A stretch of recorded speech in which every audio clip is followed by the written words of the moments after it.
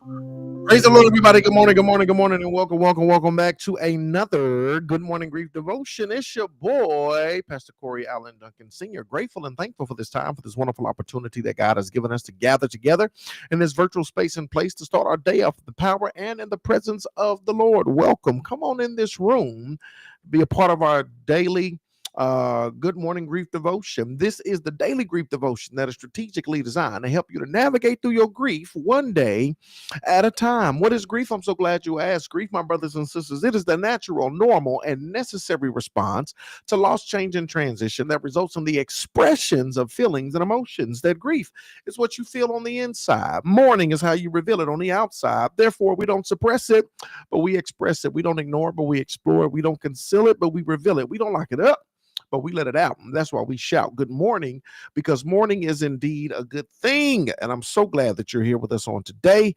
as we did a prepare to lead you in a very special way in today's Good Morning Grief Devotion. Today, my brothers and sisters, is day 192. This message is for me and for you. We're going to talk about the ache of unfinished business, the ache of unfinished business, because grief and loss and change and transition can happen instantly and out of nowhere, and it's unplanned. Oftentimes, there's unfinished business between you and the individual that has transitioned. And what do you do with the ache of unfinished business? Let's talk about it, y'all. 1 Peter 5:7, cast all your anxiety on me because I care for you. There are few pains heavier than the words left unsaid. No final I love you, no clear reconciliation, no answers to the questions that still keep you up at night. I feel like we've had a similar devotion to this before. Oftentimes we have conversations on which one would you rather see? Which one would you rather happen? There are instances where people die. We have anticipatory grief, that whether it's sickness or somebody's declining, they're debilitating, and we know that it's impending. We know that the writing is on the wall. So we see the decline, and the pros are we get an opportunity to say goodbye, that we get an opportunity to spend these final days and weeks and months, at the bedside. We get an opportunity to talk while they can talk. We get an opportunity to express our love. We get an opportunity to grieve together. We get an opportunity to do all of that. The con is that we see them suffer. We see them suffer. We see them navigate through this process. It breaks our heart. We're heartbroken. We see the decline. We see the loss of weight. We see all of these things take place, and it breaks our heart to see it. So the con is watching them in this state, in this condition, seeing the decline. The pro is getting an opportunity to express the cares of our heart, to reconcile, to conversate, to apologize, to whatever the case may be.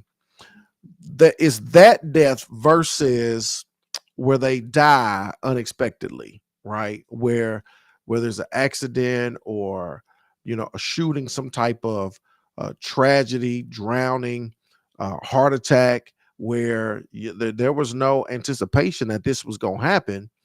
And now it happened, and what are we supposed to do with it? So what's the pro, right? Hypothetically speaking, or just indulge me for a minute. We didn't get to, we didn't have to see them suffer, right? And that, if there is a pro, y'all understand what I'm saying, that we didn't have to navigate through that. But and there's so many cons, but the con is like I didn't get a chance to say goodbye because I wasn't anticipating this.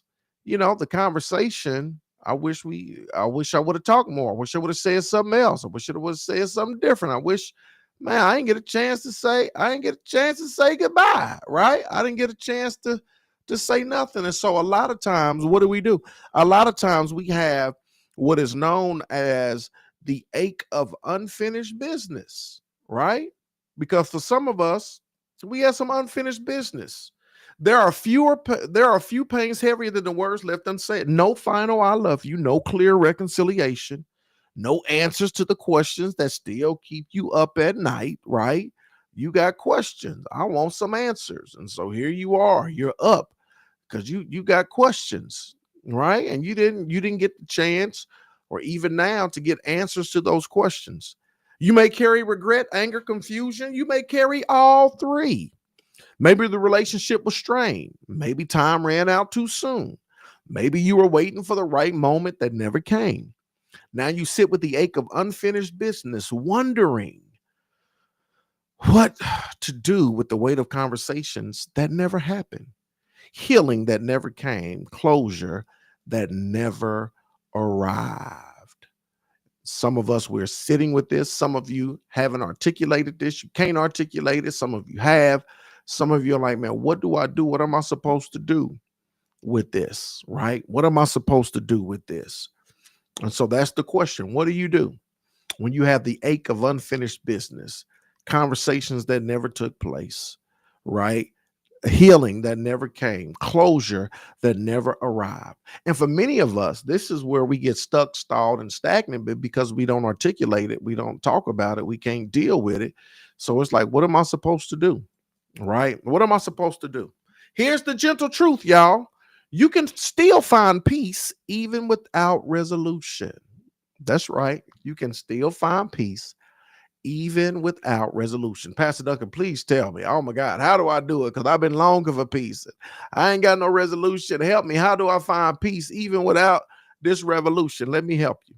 You can speak what you needed to say in prayer, in journaling, in tears, and God will hear it all. This is one of the biggest things you got to say. And I'm telling you, y'all, there's no gimmicks, there's no tricks. It's simple. It's not easy, but it's simple.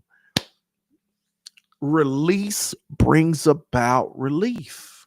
What did you want to say? What did you want to say that you didn't get a chance to say? What did you need to do that you didn't get a chance to do? What did you want to articulate that you didn't get a chance to articulate, right? And what do you do now? You can speak what you needed to say. You can still say it. You can say it in prayer. You can say it in journaling. You can say it in tears. And God hears it all. And I can already hear you, but it ain't to them. I didn't get a chance to say it to them. This is the thing. You just need to release it, right? And here it is. You just need to release it. You just need to say it. The problem is because you didn't get a chance to say it to them, now you're just holding it on the inside. And that's what's crippling you and debilitating you. You just need to release it because that release is going to bring about relief. And either you can get caught up in the fact that you didn't get to say it to them, hold on to it and allow that to hold you hostage for the rest of your days, right? Or you can still release it. You can release it in prayer. You can release it in journaling. You can release it in tears. Sometimes, and this will be a good role play too. This is why we need to get together. From the lesson we had the other day about stuff that we need to tell the story behind it, that we need to start clearing the clutter, and we need to do that. And then this right here, we need to role play, right? That I could be like, I'm the individual. So go ahead and say what you didn't get a chance to say. And I know it's still, I'm not them, even though I'm standing in for them or somebody else, but it's going through the motions of having the opportunity to get to say what you didn't get to say, to having the opportunity to articulate it. And even assimilation, something as simple as that, right? Assimilated opportunity.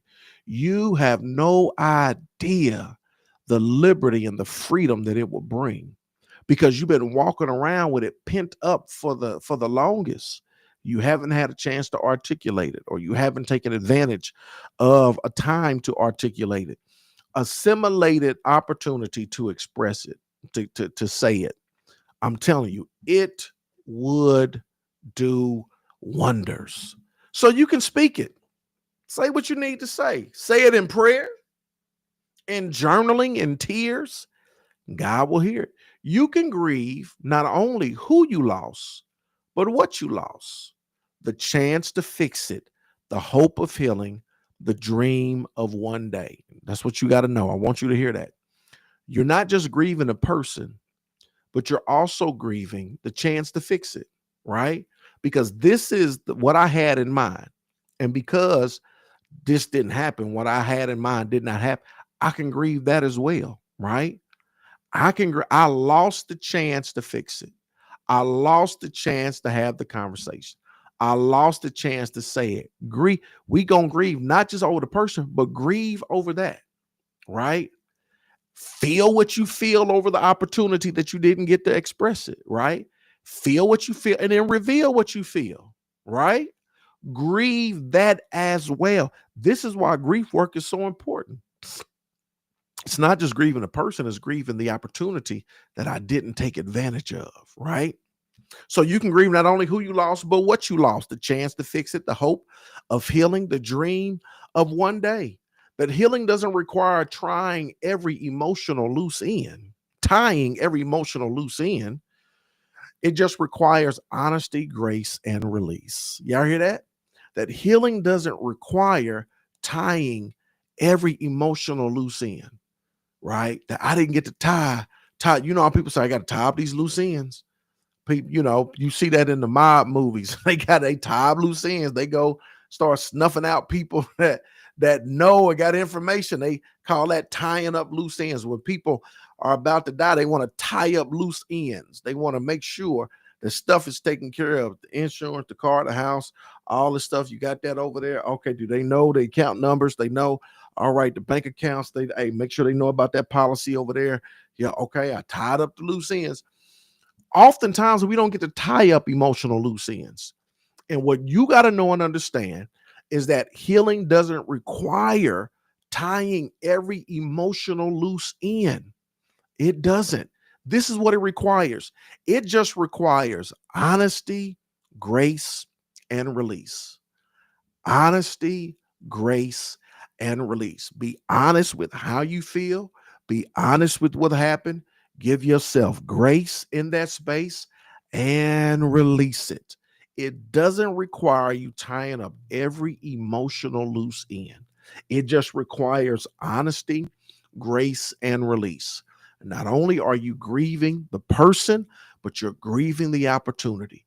And if you give yourself permission to do that, I promise you, you are going to make great strides in this grief journey.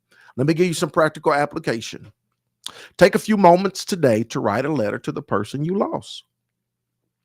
Say what you didn't get to say.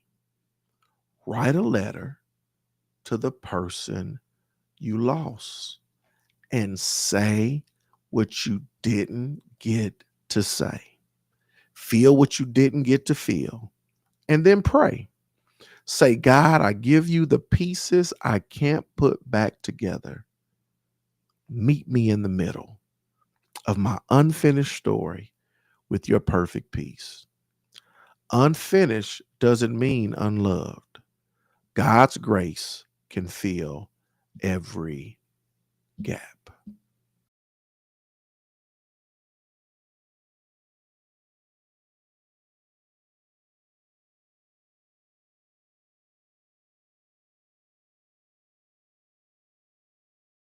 All right.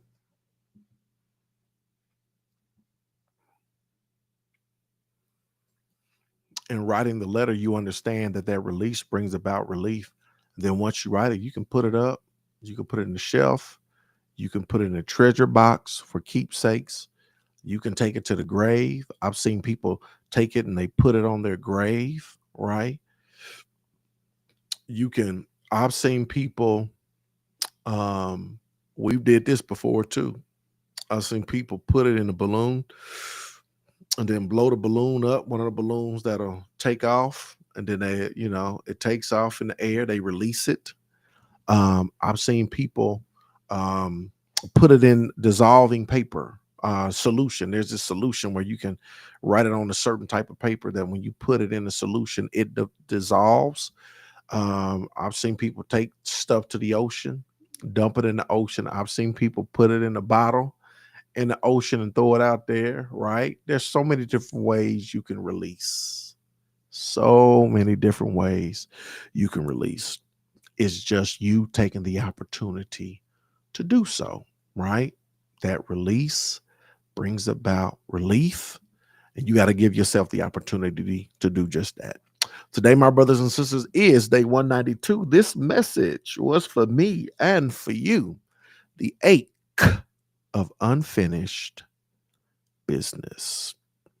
I hope and pray this lesson was a blessing to each and every one of you. I hope it hit home. I hope it was practical, portable, applicable. I hope it was meaningful. Hey, Natasha Davis. Yeah, I've experienced both. They didn't suffer long, but I got to say goodbye with hubby. No final goodbye, and that crushed me. Just glad we were not fussing. Ain't that good? That we was in a good space when it happened, and you can find peace in that. And for people that wasn't in a good space, right? Giving you the tools, the tips, the techniques, the takeaways to navigate that situation as well. So, yeah, release brings about relief. Thank you, Mr. Loris Ryan, for tagging everybody in this.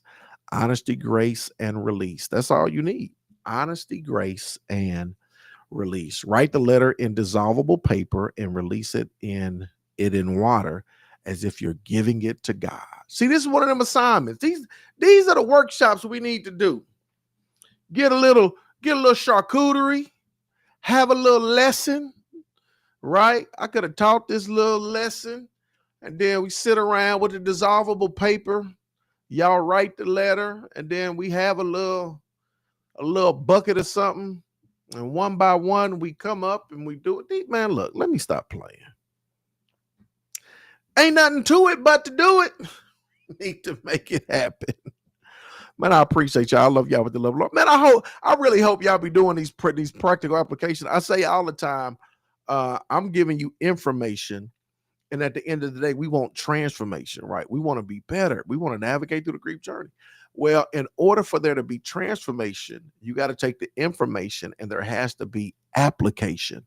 That's why I'm not just in every devotion I do, I always give you practical application. In the 7 o'clock and in this one, I always give you practical application, things that you can do, right, to walk out the lesson. So I hope and pray y'all really take the advice, or y'all take a picture, screenshot, something. But I hope y'all put it to work so that you can experience the transformation that you need. It's your boy, Pastor Corey Allen Duncan Sr. I appreciate y'all. I love y'all with the love of the Lord. I'm going to see y'all tomorrow. Same time, same place for another Good Morning Grief devotion. Let's go.